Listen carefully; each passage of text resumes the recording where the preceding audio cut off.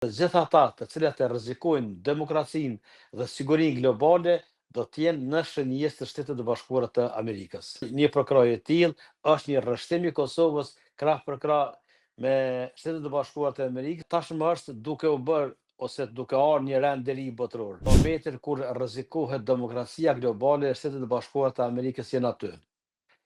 Dhe përveç asaj, ky demonstrim dhe aksion i Shtetit të Bashkuara të Amerikës me njësi të elitës speciale Delta tregon se asnjë vend dhe asnjë president në botë nuk është immun ndaj Shtetit të Bashkuara të Amerikës dhe popullit liridashës amerikan. Dhe kur kiet parasysh se duhet të bëjnë një ndërlidhje mes një aksionit me raketa dhe dron të Ukrainës në rezidencën e Vladimir Putinit, dhe kur bota pro-ruse dhe kineze e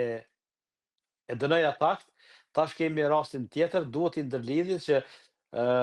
nga Shtetet e Bashkuara të Amerikës është një mesazh përçues edhe ndaj Rusisë se asnjë vend, pra asnjë diktator sot që ende janë dhe veprojnë, nuk është imun ndaj Shtetit të Bashkuara të Amerikës dhe të gjitha ata të cilat e rrezikojnë demokracinë dhe sigurinë globale do të jenë në shënjes të Shtetit të Bashkuara të Amerikës. Përkrahi këto deklarata të dy udhëheqësve, pra të presidentës Kosovës dhe kryeministës, sepse dihet që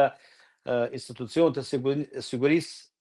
së Kosovës dhe në përgjithësi të institucionet të Republikës Kosovës janë përjetarët në Ballkanin Perëndimor në luftimin e kontrabandës dhe të kultivimit me drogë. Prandaj një përkrahje e tillë është një rrështim i Kosovës krah për krah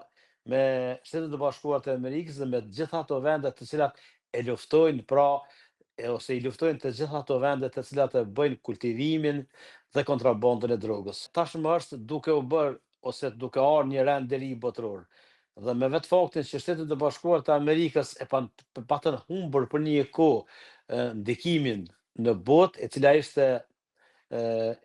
gardiane e demokracisë botërore, Shtetet e Bashkuara të Amerikës po e kthejnë dinjitetin aty ku e kanë dhe po tregojnë fuqinë ekonomike, fuqinë ushtarake dhe po tregojnë se janë gardian i ruajtjes së demokracisë në botë. Prandaj veprimi i Trumpit mendoj se është i drejtë dhe ky veprim i Donald Trump është një sinjal edhe për gjithë ato vende të cilat ende në demokracitë e tyre, pra kanë sisteme totalitare komuniste të cilat nuk do të jenë të sigurta kudo që janë dhe aty ku janë.